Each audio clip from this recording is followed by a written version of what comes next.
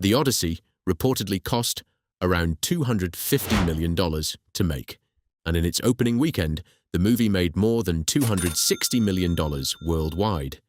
At first glance, this looks like a pretty simple success story. The movie spent $250 million. It made $260 million.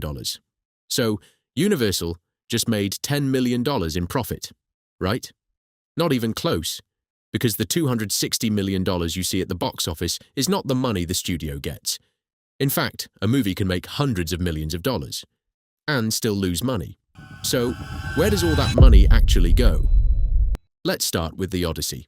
Christopher Nolan's latest movie reportedly had a production budget of around $250 million. That's an enormous amount of money, and that money isn't just going to the actors. The movie was filmed entirely with IMAX cameras. Massive sets were built. Filming took place in different countries. A huge cast was assembled, and the entire production took years to plan, so hundreds of millions of dollars had already been spent before the movie even reached theaters. But this is where the first problem appears. A $250 million production budget may not represent the movie's total cost, because a studio doesn't just make the movie, it also has to sell the movie. Trailers have to be produced, billboards have to be rented, television advertisements have to be created, social media campaigns have to be launched, and before the movie even reaches theaters, the studio may spend tens or even hundreds of millions of dollars marketing it. So, a $250 million movie can actually cost much more than $250 million. But that's not even the biggest problem. Let's say you buy a $15 movie ticket. You walk into the theater. You sit down. The movie starts. But the studio doesn't get all $15. The theater gets a share. The studio gets a share. And the exact split can depend on the country, the theater, and how long the movie has been playing. So, when a movie makes $100 million at the box office, the studio does not receive $100 million. It only receives a portion of it. This means that a movie costing $250 million cannot simply make $250 million at the box office and automatically break even. And once you add marketing costs, it may need to make significantly more. Which raises an important question.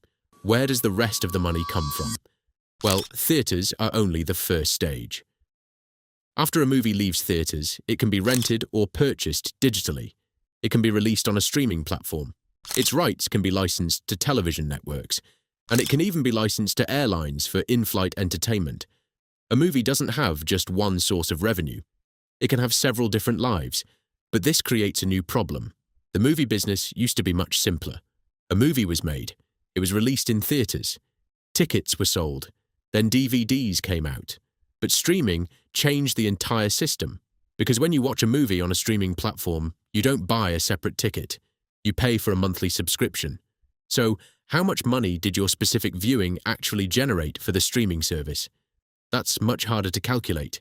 Maybe the movie attracted new subscribers. Maybe it stopped existing subscribers from cancelling.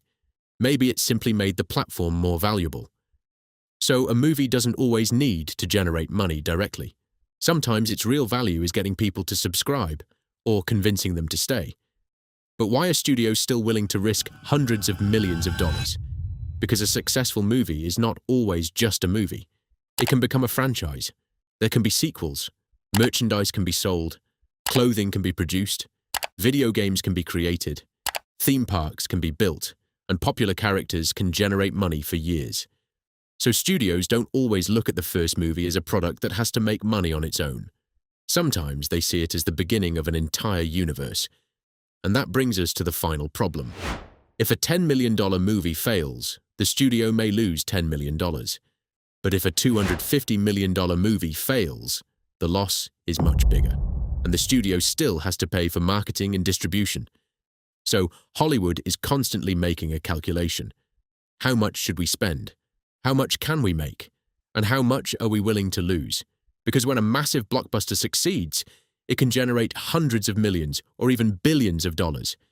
But if nobody wants to watch the movie, all that money suddenly becomes one enormous gamble. Now, let's go back to The Odyssey. The movie reportedly cost around $250 million to make, and it made more than $260 million worldwide during its opening weekend. That does not mean the movie has already made its money back, because the studio does not receive all of the box office revenue, and marketing, distribution, and other expenses still have to be taken into account.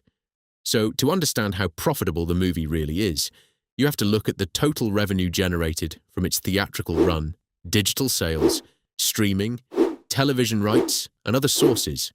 So, the next time you see a headline saying, "This movie made $1 billion," don't assume the studio made $1 billion in profit, because in Hollywood, the hardest part isn't making a movie people want to watch. The hardest part is making sure there's still money left after everyone else gets paid.